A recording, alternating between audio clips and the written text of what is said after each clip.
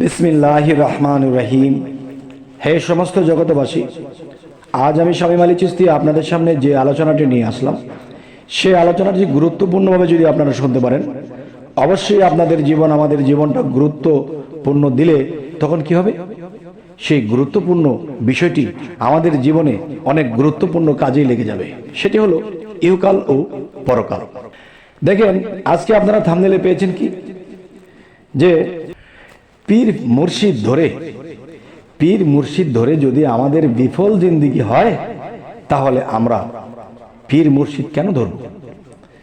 না, পীর মুর্শিদ ধরতে হবে, এটি কোরআনে এসেছে, আমাদের ধরতে হবে, এটা ধরবো। কিন্তু বিফল জিন্দেগি কেন হবে? কোন ভুলের কারণে, কোন কারণে আমাদের বিফল জিন্দেগি হবে?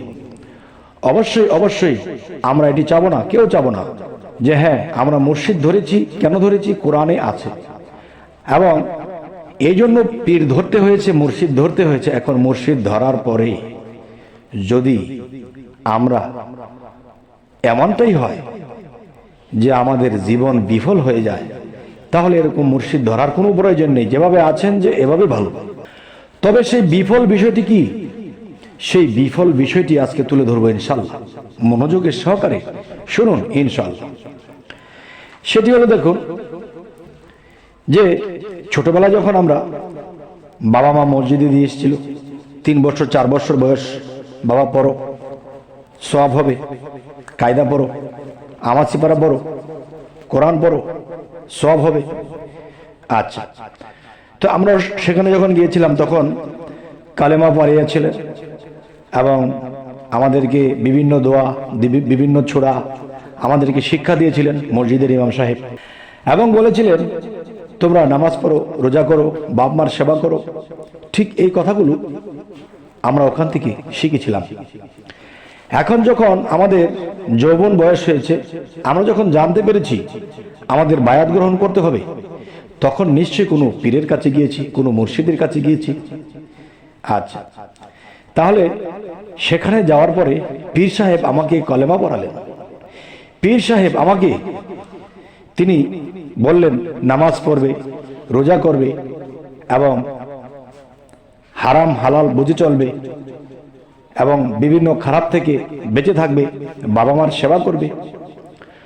ওরে বাবা, এই জিনিস তো আমি ছোটকালে যখন গিয়েছিলাম মসজিদে, তখন ইমাম সাহেব সুন্দর করে আদর করে আমাদেরকে এই শিক্ষাগুলো দিয়েছিলেন। তো আমাদেরকে যদি আদর করে এই শিক্ষাগুলো দিয়ে থাকেন, তাহলে তো সেখান থেকে এই শিক্ষা পেয়েছি, তাহলে পীরের কাছে দেওয়ার আমার দরকার কি? এরপরেও আমরা পীরের কাছে গিয়েছি, যা বলেছে তাই করতেছি। কিন্তু এখানে বিষয় তো এটা নয়। এখানে মূল বিষয়টা কি? পীরের কাছে গিয়েছি এই কারণেই যে অচেনাকে চিনব, অজানাকে জানব। তাই আমরা অচিন দেশে পড়ে আছি, জন্মান্তরে নিজেকে হারিয়ে ফেলেছি। কে আমি? আমি আমার পরিচয় জানি না, আমি আমাকে জানি না, চিনি না কে আমি। এখন একটি কথা আছে যে মান আরাফা নাফসাহু ফাকাদ আরা রাব্বাহু। সর্বপ্রথম তুমি তোমার নিজেকে চিনো, এরপরে তোমার রবকে চিনবে। এখন আমি জন্মান্তরে নিজেকে হারিয়ে ফেলেছি। কে আমি? আমি আমার খবর জানি না, আমার পরিচয় আমি জানি না। আর এটি জানার জন্যই আমি একজন চেনা লোকের কাছে গিয়েছি। সেই চেনা লোকটিকে, যিনি আমার মুর্শিদ, যিনি আমার পীর, আমি তার কাছে গিয়েছি যে আমি আমাকে চেনার জন্য, আমি আমাকে জানার জন্য। এখন সেই পীর কি করলেন? কলেমা পাঠ করাইলেন, মুরিদ করে ফেললেন, এবং বললেন কি বাবা মার সেবা করবে, নামাজ পড়বে, রোজা করবে। আরে বাবা, এগুলো তো মসজিদে ছোটকালে শিখেছি, আমি তো এসেছি নিজকে চেনার জন্য, আমি কে? এখন এই কথার প্যাচে পড়ে যদি কোনো পীর মুর্শিদ বলে আরে বাবা যা দিয়েছি তা কর, না বাবা এই শিক্ষা তো ছোটকালে নিয়েছি, তাহলে আমার পীর তো মসজিদে আছে।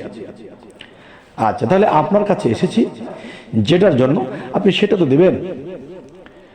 তখন সেই পীর সাহেব আর কিছুই বলতে পারছে না। সেই কথাগুলোর উত্তর কি? যে আমি কে, আমার পরিচয় কি, আর আমার সেই পরিচয়ের কথাটা আল্লাহ আমার মানব দেহের মধ্যে কোথায় লিখে দিয়েছে? আমার রুহানি জগতে আল্লাহ আমার নাম রেখেছিলেন, সেই নামটা আমার দেহ কোরআনের মধ্যে কোথায় লেখা আছে? আর সেই লেখাটি আরবি অক্ষরে আছে, যা দেখলে, যা পড়লে আমাদের দোজখ হারাম হয়ে যাবে। সুবহানাল্লাহ। হে সমস্ত জগতবাসী, এই জগতের মানুষ কিন্তু লাইন ধরে মুরিদ হচ্ছে, মাইক দিয়ে মুরিদ হচ্ছে, কাপড় ধরে মুরিদ হচ্ছে, রুমাল ধরে মুরিদ হচ্ছে, পাগড়ি ধরে মুরিদ হচ্ছে। দেখেন, আল্লাহ কিন্তু এই মুরিদের কথা কোরআনে বলেননি। কোরআনে কি বলেছে? হে রাসূল, সূরা ফাতহ 10 নম্বর আয়াত, যে হে রাসূল, আপনার হাতের উপরে যারা হাত দিয়েছে তাদেরকে বলে দিন তাদের হাতের উপরে আমি আল্লাহর হাত আছে। তাহলে আল্লাহ তো কখনো মিথ্যে বলে না, আল্লাহ তো সত্য এবং সত্যই তিনি বলেন।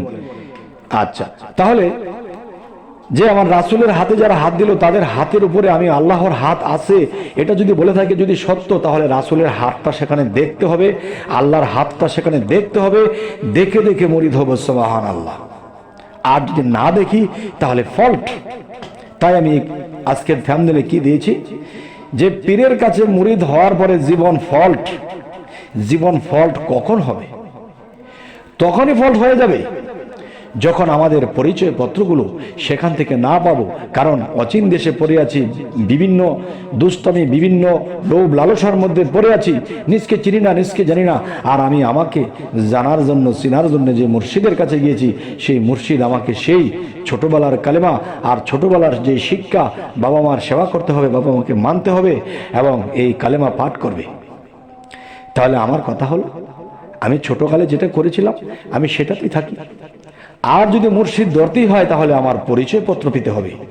কারণ এই পরিচয় পত্র না পেলে আমি কোন জায়গায় আমি ধরা খেয়ে যাব, এবং আমি তো ধরা খাবো। আমার পীর সাহেব যদি এটা না জানে তাহলে সেও কিন্তু ধরা খেয়ে যাবে। তাই আমার পীর সাহেব আমার এই পরিচয় পত্র যদি না দেয় এবং না দিতে পারে তাহলে সে এক অন্ধ, এবং আমি যে এক অন্ধ, তো আরেক অন্ধের পিছনে আমি দাঁড়িয়েছি। তখন এই অন্ধে পথ চেনে না, আমাকে কি করে চেনাবে? তখন কিন্তু আমার জীবন বিফল এবং পীর সাহেবের জীবনও বিফল। তাই আমি বলতে চাই, হে সমস্ত জগৎবাসী, যে 9.5 লক্ষ বছর আল্লাহর ইবাদত করেছে, 9.5 লক্ষ বছর আল্লাহকে সেজদা করেছে জমিনে, এই মুকরম কিন্তু আল্লাহর কাছে বিশাল বড় এক কর্মচারী, এবং আমরা তাকে শয়তান বলি। আল্লাহকে তাকে শয়তান বলে? আল্লাহ কিন্তু এটা বলেছে যে মানুষ শয়তান এবং জিন শয়তান হতে তোমরা বিরত থাকো, এই শয়তান তোমাদের পূর্বপুরুষদেরকে ধ্বংস করে আসছে। তাহলে মুকরম যে শয়তান, এটা কিন্তু আল্লাহ বলে নাই, কিন্তু আমরা বলতেছি মুকরম শয়তান। কিন্তু না, মানুষের চেয়ে বড় শয়তান পৃথিবীতে কিছু নেই, আবার মানুষের চেয়ে বড় ওলি আউলিয়াও পৃথিবীতে কেউ নেই। তাই আমি বলবো, হে সমস্ত জগতবাসী, সেই মুকরম ফেরেশতা যখন নাকি বেহেশতের দরজায় দাঁড়িয়ে বলবে, হে বান্দা তুমি কই যাও? যে আমি 100 বছর 80 বছর যতটুকু বেঁচেছিলাম আল্লাহর ইবাদত করেছি, নামাজ পড়েছি, রোজা করেছি, আমি বেহেশতে যাই। তুমি কি জানো আমি তোমার প্রভু? সেই মুসল্লি বলবে, নাউজুবিল্লাহ, আমার প্রভু আল্লাহ। তখন সে বলবে, ঠিক আছে, তোমার প্রভু যদি আল্লাহ হয়ে থাকে তাহলে তুমি বলো, তোমাকে যে তোমার প্রভু, তোমার আল্লাহ যে তোমাকে সৃষ্টি করেছে, এর প্রমাণ তোমার দেহ কোরআনের মধ্যে কোথায়? এই একটি। দ্বিতীয়, কে তুমি, তোমার পরিচয় কি? তুমি যদি বলো আমি এমুক, তাহলে সেই নামটি তোমার দেহ কোরআনের মধ্যে কোথায় লেখা? তাহলে সেই নামের পরিচয় এবং আমার নিজ পরিচয় এবং আমার মধ্যে যে শয়তান আছে সেই শয়তানের পরিচয় এবং আমাদের মধ্যে যে মানুষের দেহের মধ্যে যে ফেরেশতা সকল আছে এদের পরিচয় পত্র যদি আমি না জানি এবং না জেনেই শুধু শুধু চলে গেলাম, পীর মুর্শিদ মেনে গেলাম, কিন্তু আমি হাসরের মধ্যে যখন আমি আটকে যাব তখন কিন্তু শয়তান থেকে আমি বাঁচতে পারবো না। সে কিন্তু জানে এই দেহের খবর, কারণ আল্লাহ কিন্তু মুকরমকে কর্মচারী হিসেবে ব্যবহার করে তাকে দিয়ে আদম বডি বানিয়েছিল, এবং আদম বডির মধ্যে কোথায় কি লেখা ছিল, কোথায় কি ছিল, সে কিন্তু সব জানে। আমরা মানব জাতি, আমরা কিন্তু জানি না। আর এটা জানার জন্যই কিন্তু একজন মুর্শিদের কাছে গিয়েছিলাম। তখন সেই মুর্শিদও কিন্তু আমাকে সেই জিনিসের পরিচয়পত্র কিছুই দিলেন না। তখন কি হবে? আর দিলেন না। যদি জানতো তাহলে দিত, তাহলে দেননি, যেহেতু তিনিও জানেন না, তাহলে তিনিও জানেন না, ভক্তও জানেন না। তবে সেই মুকরমের কাছে ধরা খেলে আল্লাহ কিন্তু বাঁচাইতে আসবেন না। কেন? আল্লাহ কিন্তু বলেছে অনেক গ্রন্থে, অনেক কারো মাধ্যমে বলেছে। হযরত আলীও কিন্তু এই কথাটি বলেছে, মান আরাফা নাফসাহু ফাকাদ আরা রাব্বাহু। সর্বপ্রথম তুমি তোমার নিজেকে চিনো, এরপরে তোমার রবকে চিনবে। নিজেকে চেনার খবর নেই, রবকে চিনে বসে থাকলে হবে না। আর পৃথিবীর সমস্ত কিছু মানুষ চিনে বসে আছে, কিন্তু নিজকেই চেনা হয়নি। আর যে নিজকে চেনা জন্য গিয়েছিলাম মুর্শিদের কাছে, সেটাও সেখান থেকে চেনা হয়নি, তাহলে এই অচেনাই রয়ে গেলাম। তখন আমরা কিন্তু সেই পরিচয়পত্র যদি সেই শয়তানের কাছে দিতে না পারি, তাহলে ইহকাল পরকাল সবই গেছে। তাই আমি বলবো যে অবশ্যই আরো একটি কথা বলবো আপনাদেরকে এই ফাঁকে, যে দেখেন যে আমাদের বাংলাদেশের মধ্যে বাইতুল মোকাররম কিন্তু সবচেয়ে বেশি স্বর্ণকারের দোকান, এবং এখানেই স্বর্ণের বেচাকিনি হয়। এখানে কিন্তু দেখেন, আমি একটা স্বর্ণকারের কাছে গিয়ে বলতেছি যে বাবা আমার 2 লক্ষ টাকার স্বর্ণ লাগবে। তিনি একটা গাঁটটি ধরে দিয়েছে, ভাই এটার ভিতরে 2 লক্ষ টাকার স্বর্ণ আছে, আমি টাকা দিয়ে চলে এসেছি। এটা কি হবে? হবে না। তাহলে কি করতে হবে? যে সেই স্বর্ণ কি অরিজিনাল আছে, খাঁটি সোনা আছে, তাই কোষ্ঠী পাথর দিয়ে জাস্টিফাই করে তখন আমার সেই স্বর্ণটি আনতে হবে। আর আল্লাহ কিন্তু হাসরের দিন ধরবে, তুমি যে স্বর্ণ কিনতে গিয়ে তুমি জাস্টিফাই করে কিনেছে মাত্র 2 লক্ষ টাকার স্বর্ণ, তুমি কিনতে যাইয়া তুমি কোষ্ঠী পাথর দিয়ে যাচাই করে তুমি কিনেছ। তুমি যে জীবন যৌবন সমস্ত কিছু একজন পীর মুর্শিদের মাধ্যমে আমি আল্লাহর কাছে অর্পণ করবে, তুমি কি সেই পীর মুর্শিদকে যাচাই করেছিলে? আগের দিনে এমন একটা সময় ছিল যে মুর্শিদ তার ভক্তকে যাচাই করত, এবং ভক্ত তাকে যাচাই করত তিনি কি আমার পীর হওয়ার যোগ্য, আর সেই মুর্শিদ বলতো যে সে কি আমার ভক্ত হওয়ার যোগ্য। তাই তাকে পরীক্ষা নিরীক্ষা করে যদি টিকতো, তাহলে তাকে ভক্ত হিসেবে নিত, আর সে পীর হিসেবে নিত। তাই আমি বলবো, হে সমস্ত জগতবাসী, আজ আমি শামীম আলী চিশতি আপনাদের সামনে এই কথাগুলো বলার যে মূল উদ্দেশ্য, সেই উদ্দেশ্যটাই হলো এই আলোচনাটি শোনার পর থেকে কেউ যেন বায়াত হতে যাইয়া, মুরিদ হতে যাইয়া কেউ যেন না ঠগে। দেখেন, পৃথিবীতে মানুষের টাকা পয়সা যদি হারিয়ে ফেলে, কোনো একদিন কামাই করতে পারে। বাড়ি গাড়ি যদি হারিয়ে ফেলে, সেটা একদিন খুঁজে পাবে বা উন্নত করতে আবার সেটা কিনতে পারবে। কিন্তু মুর্শিদ ধরে যদি কেউ ঠকে যায়, তাহলে এই জীবন শূন্য এবং আখেরাতের জীবন শূন্য। আর এটিকে পূর্ণ করতে হলে আজকে অবশ্যই আমার এই কথার দিকে আপনারা লক্ষ্য করেছেন। নিশ্চয়ই আপনারা যারা মুর্শিদ না ধরেছেন তারা যাচাই করুন, না হলে আল্লাহ আটকে দেবে। তোমার স্বর্ণের চেয়েও গিয়ে মুর্শিদ কম দামে ছিল, আমি আল্লাহ কি কম দামে ছিলাম? আচ্ছা, তাহলে বেহেশতে প্রবেশ করতে যাইয়া শয়তানের কাছে আমাদের আটকা পড়তে হবে, এক। দ্বিতীয়ত আমাদের আটকা পড়তে হবে সেই আল্লাহর কাছে, যে তোমরা যাচাই বাছাই করেছিলে। আচ্ছা, তাহলে আজকের আলোচনা এটি আপনাদের সামনে প্রকাশ করলাম। অবশ্যই আপনারা যারা বায়াত গ্রহণ করবেন, অবশ্যই আপনারা এই যাচাই করে নেবেন। সেই যাচাই জিনিসগুলো কিভাবে চাবেন, যে দেখুন হে মুর্শিদ, হে বাবাজান, আমি আপনার কাছে এসেছি, অবশ্যই আপনি আমার কথাগুলো অবশ্যই যে চাওয়া পূর্ণ করার জন্য আমি আপনার কাছে এসেছি, সেই জিনিসগুলো অবশ্যই আপনি দিবেন। সেটি হলো কি?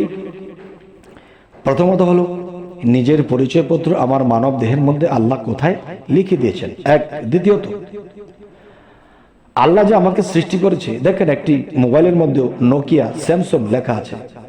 একটা কোম্পানি কিন্তু ভুল করেনি তার এই জিনিসটি সিল ছাপ্পর দিয়ে ছাড়তে, কিন্তু আল্লাহও কিন্তু আল্লাহর কোম্পানি থেকে দুনিয়ার বাজারে যখন ছেড়ে দিয়েছে একটা মানুষকে, আল্লাহরও কিন্তু পরিচয়পত্র দিয়ে ছেড়েছে। আর এটা দেখার সঙ্গে সঙ্গে এটা দেখবে কবে? এটা একজন কামেল মুর্শিদ যখন বায়াত গ্রহণ করাবে, তখনই তাকে সেই বায়াতের মাধ্যমে এই পরিচয়পত্রগুলো দিয়ে দিবে।